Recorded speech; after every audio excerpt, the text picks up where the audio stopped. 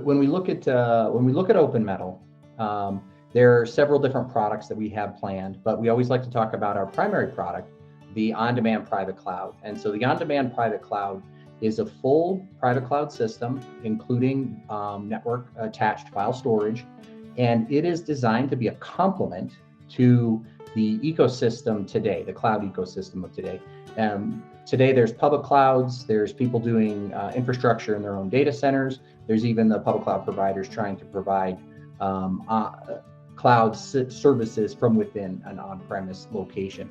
OpenMetal, its private cloud system, fits in by enabling a customer to automatically spin up a full private cloud in seconds.